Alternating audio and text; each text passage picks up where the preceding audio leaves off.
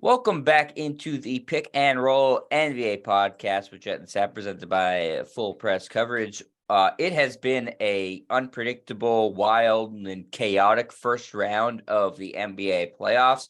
We've had really great games. We've had a litany of nut shots. We've had ejections. We've had suspensions. And we also have a 1 seed on the ropes, as the Milwaukee Bucks are now facing a 3-1 series deficit against the Miami Heat. Thanks to just a historically fantastic performance last night from one Jimmy Butler, who always seems to up his game in the playoffs. And he really did that last night to the tune of 56 points and 9 rebounds on 19 of 28 shooting from the floor. Sap, he was just fantastic. Giannis, we know, is injured. He looked pretty good coming back. It's clear that he's not 100%, but Jimmy Butler ended up being too much, and now Miami is up 3-1. It will be tough to put Milwaukee away because they have to do it in Milwaukee if they want to win the next game and wrap it up. But this has been a remarkable job by the Heat to fight for this. They have to fight for their spot in the playoffs, and now they are on the verge of taking out a 1 seed, which very rarely happens in the NBA.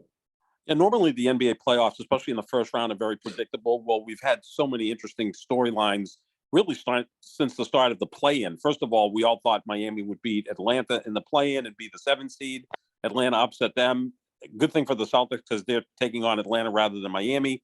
Miami beat Chicago to get the 8th seed, and Tyler Hero gets hurt in game 1, and you figure, well, Miami has no chance. But then Giannis gets hurt in game 1, misses games 2 and 3, comes back for game 4. He's playing at probably 75, 80%. But then there's Jimmy Butler.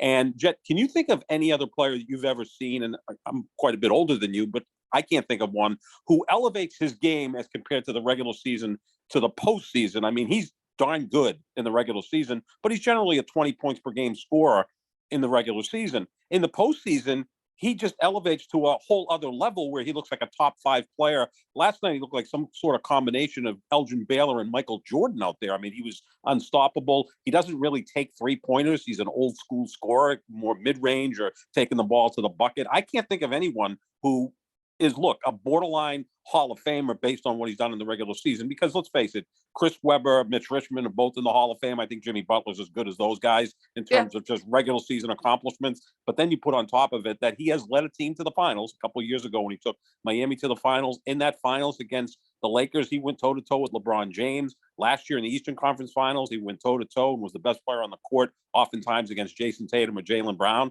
And so far in this series, we know Giannis has been out a couple of games. He's going up against the best player in the NBA and outplaying him as well. I can't think of anyone who elevates that much in the postseason like Jimmy Butler.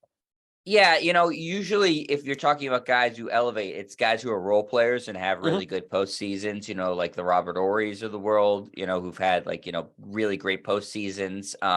But, we're talking about a guy who's a multi-time perennial all-star in Jimmy Butler and is able to elevate his game in the playoffs, which is really hard to do. Elevate your game from already very high level against better competition. The only guy I can kind of think of is maybe Kawhi Leonard, but it seems like this, ancient history.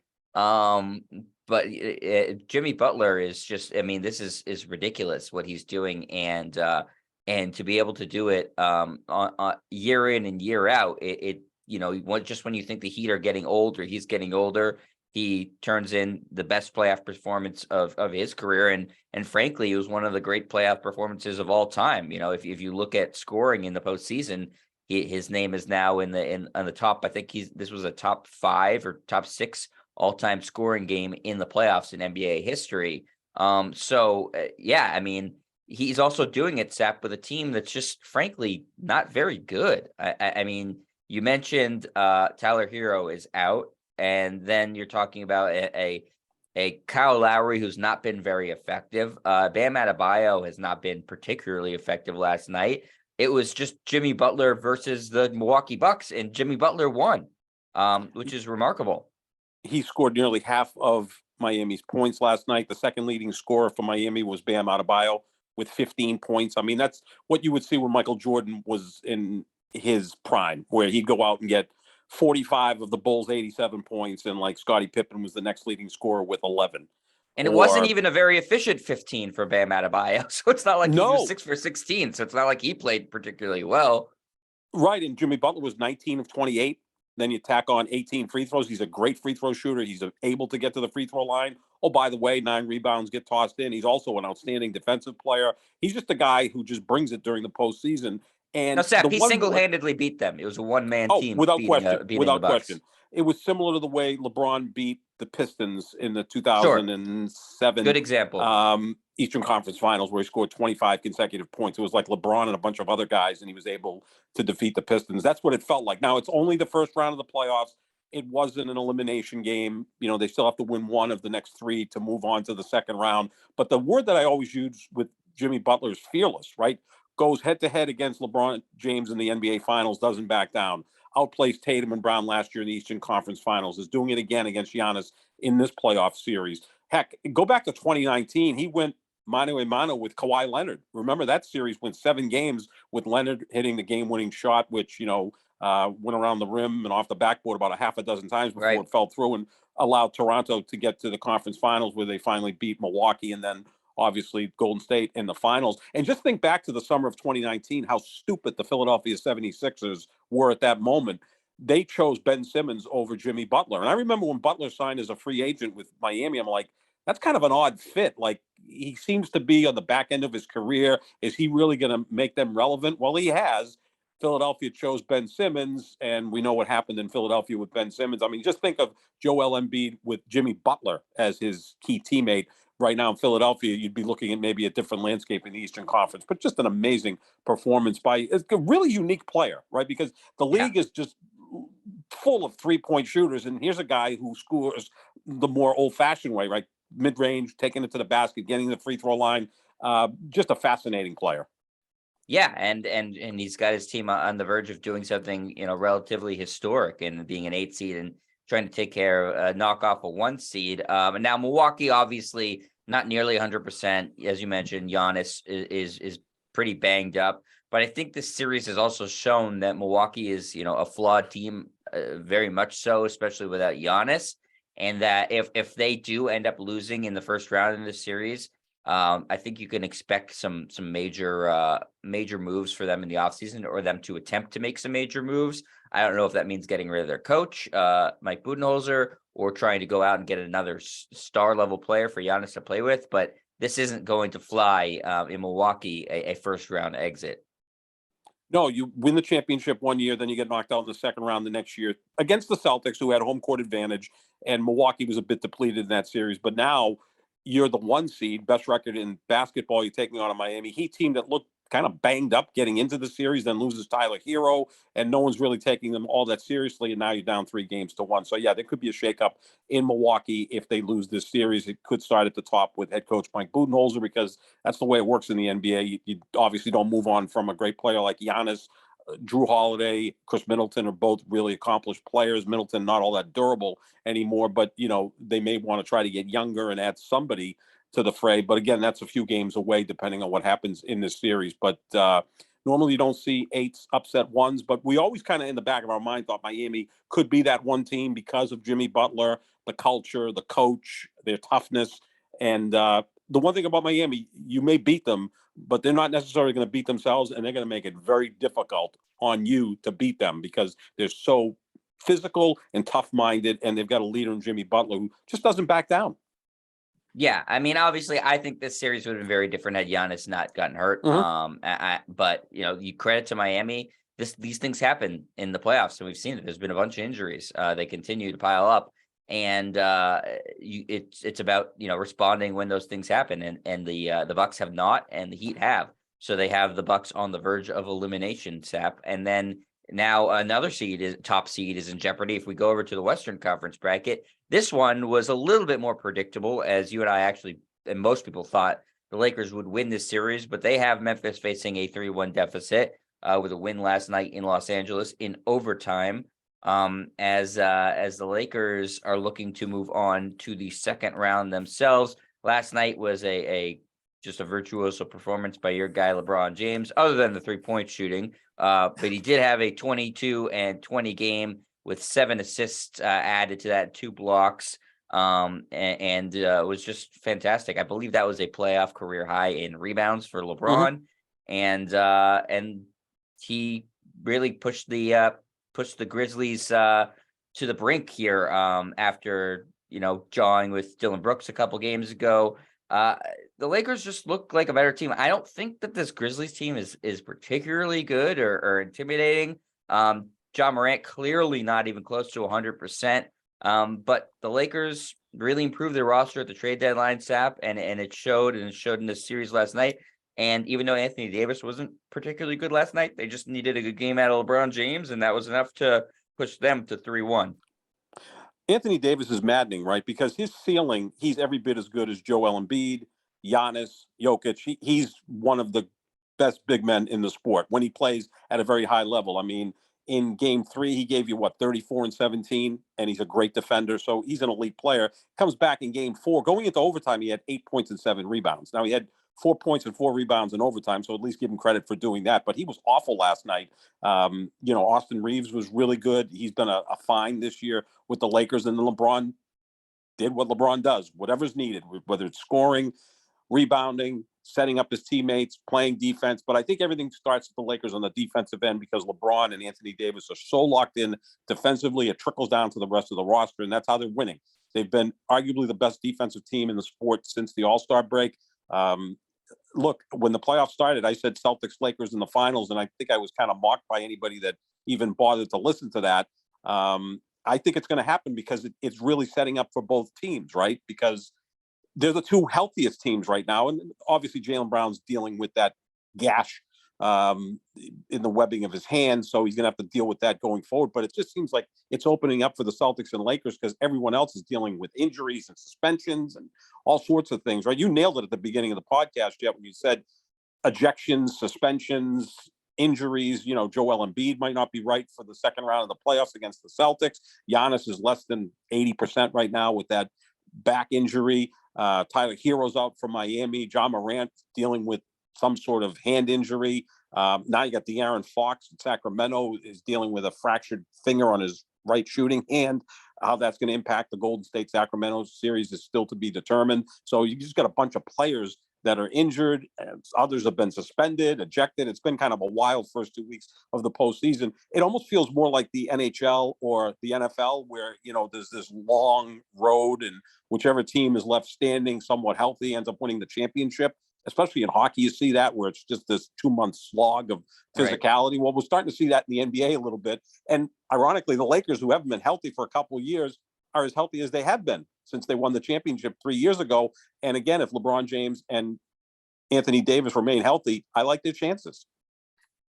Yeah, I think it's hard to say, Sap, because again, I think this Grizzlies team is very flawed and not at 100%. They're Ja Morant, as I mentioned, his hand is clearly bothering him. And then in addition to that, they don't have Steven Adams. They don't have Brandon Clark. So 2 big guys who play, a significant role on their team out for this series. And the Lakers have looked, to me, I know they're up 3-1, but it's not like they've looked particularly consistent. Yes, LeBron's looked very consistent, but I mean, come on. No one's going to question that. The other guys, D'Angelo Russell, very streaky. Hit 3 threes in a row last night. I've seen him miss like 5 or 6 in a row at certain times. So you can't rely on that. Austin Reeves actually has been pretty consistent. Hachimura, it was really good at some points in the series. Wasn't super effective last night. Anthony Davis, you mentioned. So I don't know. Yes, the defense seems to be there, Seth, but I would like to see them, be tested against a team that I think is more whole. And I think that next round, should they play the Golden State Warriors, which at this point it kind of looks like it's going to happen based off of that De'Aaron Fox injury that you mentioned, Sap, I would pick Golden State in that series. Now we'll talk about it if and when that happens. But I'm still not sold on this Laker team because regardless of being up 3-1, which is a against a higher seed is a very impressive accomplishment. I still need to see more from this team in terms of consistency to sort of buy in. They're not consistent within a game, right? They had a 14-point lead late in the second quarter with like 2 minutes left in the second quarter, and they had the basketball, and somehow they ended up only up 2 going into halftime. Like, I didn't even know that was mathematically possible. They just started turning the ball over, and Memphis started hitting threes, and it just evaporated in a moment's notice. Like, you can't have that happen against a team better than Memphis. Like, Golden State will really make you pay in that situation. The Phoenix Suns will make you pay in that situation. So they've got to clean that up. They're incredibly inconsistent. I can't tell you how many times this year, even when they were playing good basketball, they would blow big leads. Then they would come back after blowing the big lead, get another lead, then blow the lead again. Just look at the 2 games against the Celtics this year. They very easily could have beaten the Celtics both times, and they lost both times in overtime. And they kind of, puked on themselves down the stretch of both of those games. And at that moment, you're like, well, those are 2 big losses that may impact their playoff chances. And fortunately for them, they get into the play-in. They beat Minnesota in a crazy game as well, right? I mean, they were down double digits in the second half, and they somehow came back. But it was on the defensive end that they were able to mount that comeback. Oh, they're far from a perfect team. But I think as we look at the league right now, there is no perfect team. I think the Celtics are the best roster. I think they now have the experience getting to the NBA Finals a year ago. It's theirs for the taking. But I don't look at the Celtics as a sure bet because they still have to try to find themselves and win it eventually. They do have the talent and makeup to do that. But again, I just think that the league is so wide open this year. And it really, for the first time in years, you can almost make a case against every team as much as you can for every team. And oftentimes when you've got a player like LeBron James, he's just the difference at the end of games. We saw him last night taking the ball to the basket to tie the thing up and force overtime. And then when we saw what he did in overtime, he's setting up teammates, rebounding, defending, doing all those things. So yeah, they're far from a perfect team. This is not going to be easy for them. I mean, they could blow this 3-1 lead against Memphis. It wouldn't shock me. And then, if they do move on, most likely play Golden State, because once again, Golden State gets fortunate. Someone that they're playing's point guard gets injured, which has happened like a half a dozen times in the last 8 years. It's incredible. Their best player. Obviously their best players happen. It happens like every year with Golden State. They've been fortunate in that way. And I get in 2019 they lost Durant in the NBA Finals. They probably win that series if he doesn't get injured. So that was the one time injuries worked against them. But yeah, the Lakers are obviously no surefire bet, but the West is so wide open that I still will go with who the guy is that is still the most accomplished player in the league and still one of the best players in the league. Yeah, what's interesting, Sap, to me is that, we talked about how top heavy the East was for a long time, and it's sort of shifted with these injuries. And then now it looks like the West is heavy with some of these big hitting teams like the Lakers, the Warriors, the Suns, and the Nuggets. And the East, you're looking at, well, the Bucks might lose in the first round. Statistically, they are going to lose because very few teams have ever come back from 3-1. The Cavs, who we all thought were pretty much a sure thing over the Knicks, they're down 3-1. That to me is the most shocking 3-1 deficit. Biggest disappointment in the postseason has been Cleveland, and the biggest disappointment has been Donovan Mitchell, who I think is a top 5 MVP candidate, and probably would be first or at least second team All NBA. He's been horrible in that series. And now Philadelphia, even though they swept the Brooklyn Nets, they're looking at a second round with a Joel Embiid that's less than 100%, depending on if you believe Doc Rivers. But the West is looking like those heavy hitting teams are more impressive right now. So it has shifted in the postseason, and it's I think it is interesting. And as you mentioned, it has lined up for the Celtics. Knock on wood for me that they stay healthy. But as of right now, of those top teams, they are the healthiest. So yeah, things have opened up well for them, Sap. But I think it is interesting that has shifted. And again, we predicted for months, we were saying, the Final Four in the East is going to be easy. It's going to be Boston, Milwaukee, Cleveland, Philadelphia. Well, we were so sure we are maybe going to get 50% of that, which isn't a very good prediction, Sap. If if we told people to lock that in, if you bet, well, we maybe cost people some money there, Sap. Hopefully they didn't listen to us, right? Because we don't want our listeners losing money. But yeah, Cleveland's been shocking how they haven't been able to perform. And maybe in the offseason, they looked that Darius Garland and Donovan Mitchell isn't a good fit because there's a lot of redundancy there. Maybe they move on from Darius Garland and try to get a wing, but that's, a conversation for another podcast. You could be looking at the Final Four in the East of the Celtics, who clearly would be the favorites if Milwaukee is bounced by Miami. You'd have Philadelphia, maybe without Joel Embiid for a game or two, or at least if he comes back, he's not at 100%. You could have the Knicks playing the Heat in the other conference semifinal, which would bring us back to the late 90s and maybe some fun. really ugly basketball, right? I mean, 87, 84 type games. And that's still both of those teams' styles, kind of, is that, in a sense, yeah. ugly style, yeah. Pat Riley was with the Knicks then. He's with the Heat now. And Thibodeau's a guy who stresses defense, and the Knicks play kind of an ugly brand of basketball. I mean, the Cavs-Knicks series has felt like a throwback series to the late 90s, right? Where, the Celtics and the Hawks are putting up 120 points apiece. Like, they're combining for 250 points and everyone's hitting threes at an alarming rate. But yeah, the things have opened up for the Celtics. Look, the Celtics are better than they were a year ago. Tatum's healthier than he was a year ago. Brown, not as healthy as he was a year ago. But that type of injury, hopefully, if they wrap things up tonight against Atlanta, gets them a little rest heading into the second round. Rob Williams is much better than he was a year ago. I thought he was their best player in Game 4 against Atlanta. Yeah, he was spectacular. It was great. He dominated the game without necessarily scoring a lot of points. And again, we've talked about this so many times. He's such a good offensive player without scoring points because he sets really good picks. He's also so accurate in close to the basket, and he's a really good passer. He gets a lot of those hockey assists. He's just a fascinating player. Derek White is twice the player he was a year ago. And, oh, by the way, you got Malcolm Brogdon coming off the bench. They're the team to beat. There's no question about it. I think other than winning a championship, it's going to be a disappointing season for the Celtics. But you're right. The West, we could be looking at Denver, Phoenix, Lakers, Golden State. That would be fascinating, right? Because you got all the star power out there, and you've got, teams that have won championships recently in the Lakers and Golden State. Phoenix was in the finals a couple of years ago, and Denver's been the best team in the West this year with a guy who's the two-time reigning MVP in Nikola Jokic. So the West Conference semifinals will be fascinating. The East could be a little bit jumbled with the Celtics in prime position to get back to the finals.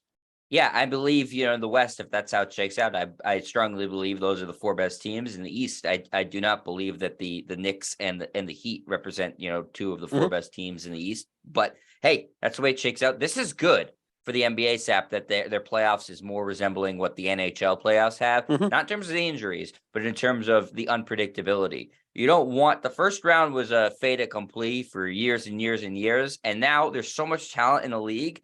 It's not that anymore. You can't take these matchups for granted, and you're seeing that it's hard to predict. Whereas it was easy money just a couple of years ago, and now these series are, there a lot of them ends up being toss-ups, even with these higher seeds. And you can't predict how these guys if guys are going to go down or not. But every team, I think Charles Barkley says it, pretty regularly. Every team has one or two really, really good players. There's not teams who are getting in with just bums. And you're going to slaughter them. The Nets, I know they got swept. They do have some good players, but they're in there as a product of what they were before the trade of Durant and Kyrie Irving. So they're kind of an anomaly, but the rest of the teams, yeah, they all have really, really good players. Now, some of them are hurt, like the Clippers, who don't have seemingly any really good players left. Maybe Norman Powell, but it's really interesting, Sap, how loaded the league is. And I think that's affected the quality of the playoffs and made it a lot more competitive, which is really good for the league.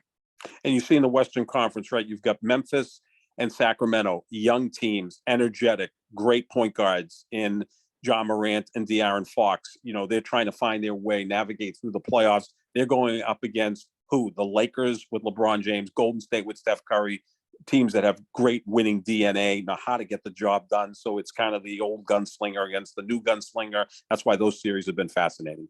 Yeah, absolutely. So, we'll see how these continue to go, but it has been really interesting. And that sort of drives the question, Sap, that you texted me and asked, should the NBA now, because it's so competitive, look at reseeding once you get out of the first round? Should the top seed be able to face whatever the lowest seed is available, and going forward? I am not a fan of that right now, Sap. I'd have to really put more thought into thinking how it would be better. I do like rewarding regular season accomplishments. If you're the one seed, I do think that you should get certain advantages because that means you took the regular season really seriously. So part of me likes that, but at the same time, I don't know how necessary it is. What are your thoughts on this, Sap? Well, I mean, a week ago, the only thing anyone was talking about reseeding was Derek White's receding hairline. Remember Charles Barkley and Yeah, they Shaq? We roasted were him having a pretty good. blast with that. It was so funny. And I think Derek White has such a good sense of humor. He probably laughed at it himself. But, the thing is that they do reseed essentially in the NFL. I mean, it's a little bit quirky there because you can win a division with an 8-9 record. We saw Tampa Bay win the NFC South this year with an 8-9 record. So they become the 4 seed when they probably should have been the 7 seed. But they do recede in the sense that if the 7 seed pulls off an upset in the divisional round, they play the 1 seed in the divisional round. In basketball, it's a bracket, and it's similar to that in the NHL, the brackets. It's just going to be unfortunate in the Eastern Conference that if Milwaukee gets bounced, that the 2 best remaining teams in all of basketball record-wise, the Celtics and Philadelphia, will be meeting in the conference semifinals, which are essentially the quarterfinals, right? So that doesn't seem fair. Meanwhile, Miami would be playing the Knicks.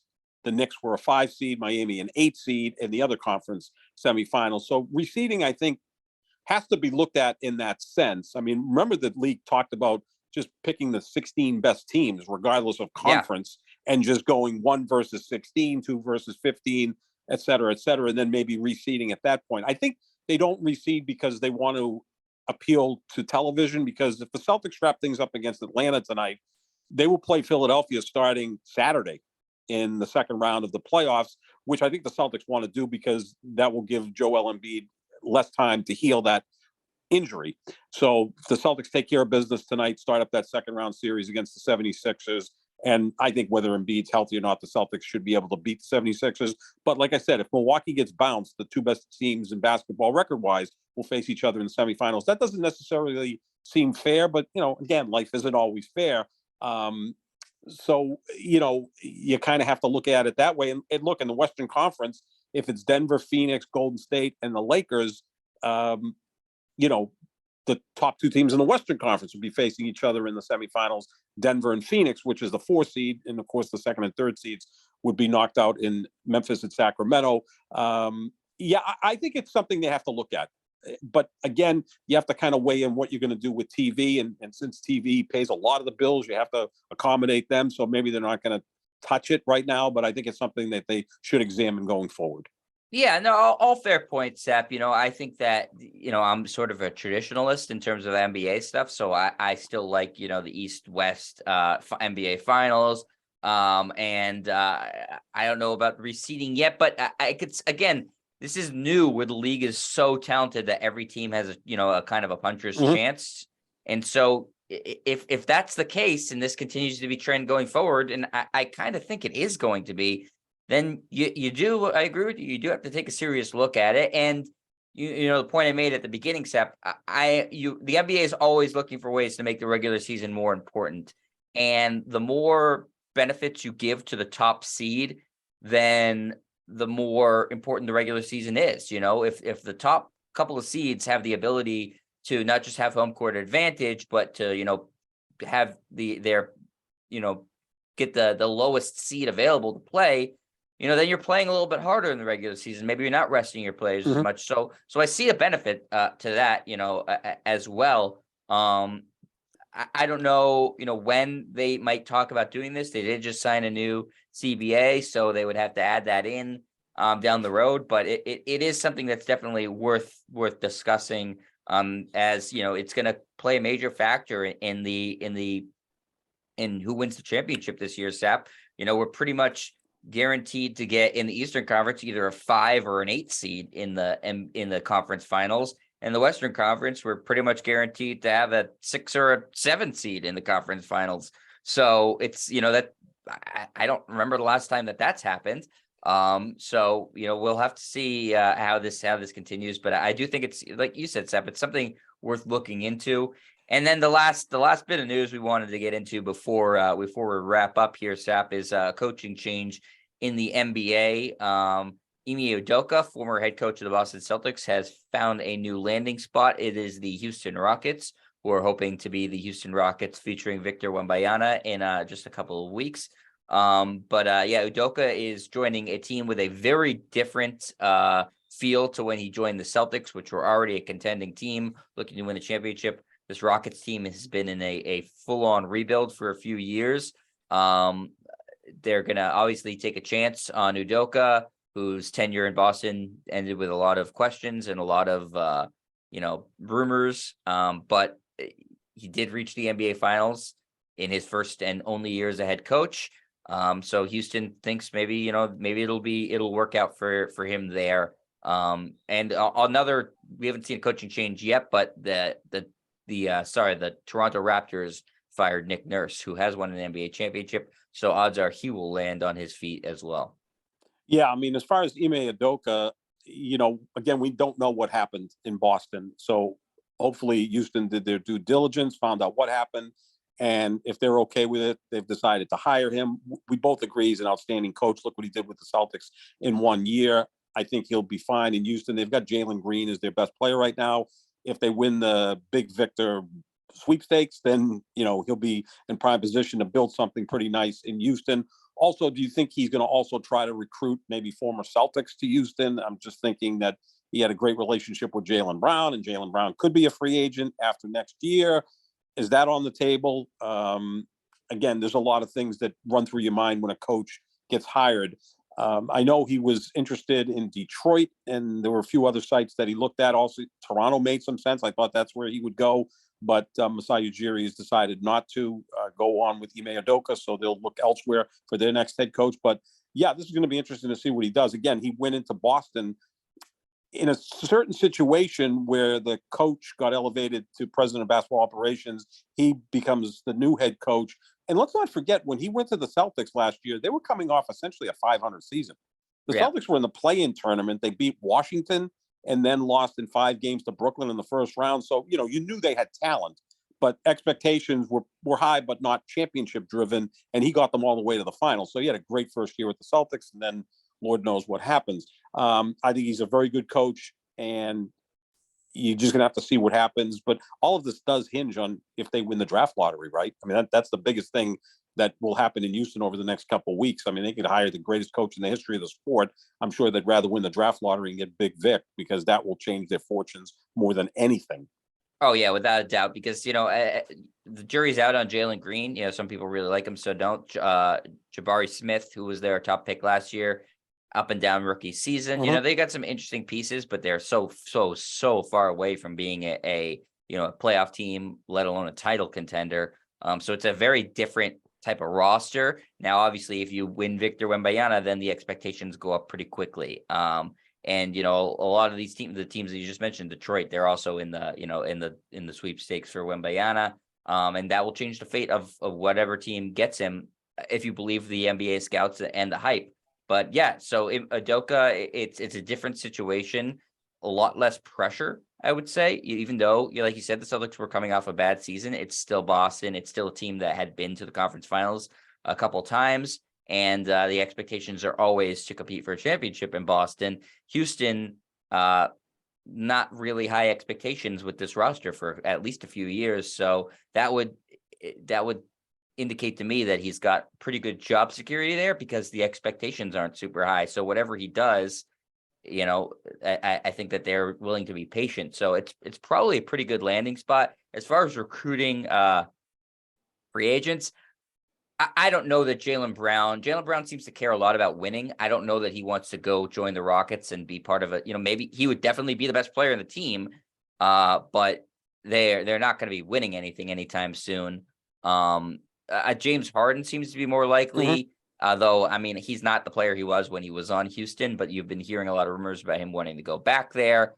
I'm sure he thinks highly of Ime Udoka, as a lot of the players seem to. So that seems possible. Also, the Celtics could offer Jaylen Brown more money than anybody else, which I think is, a big factor too. So I'm not particularly worried about it. Then again, I wasn't particularly worried about Kyrie Irving leaving the Celtics, and look what happened there. So, don't listen to me.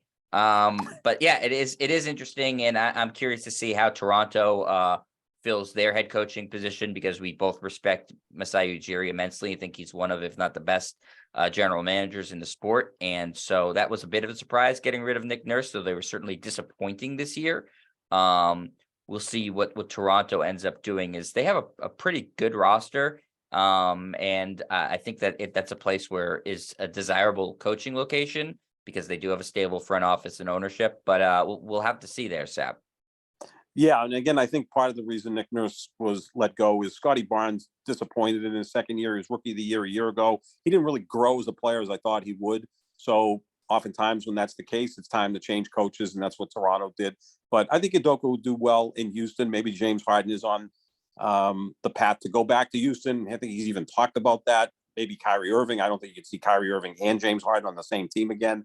I don't think their relationship's all that good, but maybe he can recruit a free agent. But again, the biggest thing for Houston is winning the draft sweepstakes and getting Big Vic, because that would certainly attract a free agent along with Big Vic. With some of the young pieces they have, they could all of a sudden become a factor in the Western Conference. Yeah, absolutely. So that draft lottery is something that's going to really be, an important thing for a bunch of franchises, and that will happen in a couple of weeks. So we got exciting playoffs. We've got exciting draft lottery coming up a lot. It's a great time to be an NBA fan, and so that means it's a great time to be a listener to the Pick and Roll NBA podcast with Jet and Sap. We'll be doing this, multiple times every week. Getting you caught up on all the playoff news stories, teams that aren't in the playoffs, what they're up to. So make sure you stick here and listen to all our shows. Make sure you check out our social medias at JohnSap25, at Jet Stryer. Check out Full Press Coverage for this and all other great podcasts and articles and stuff like that. And we appreciate you listening. We will talk to you all later. See ya.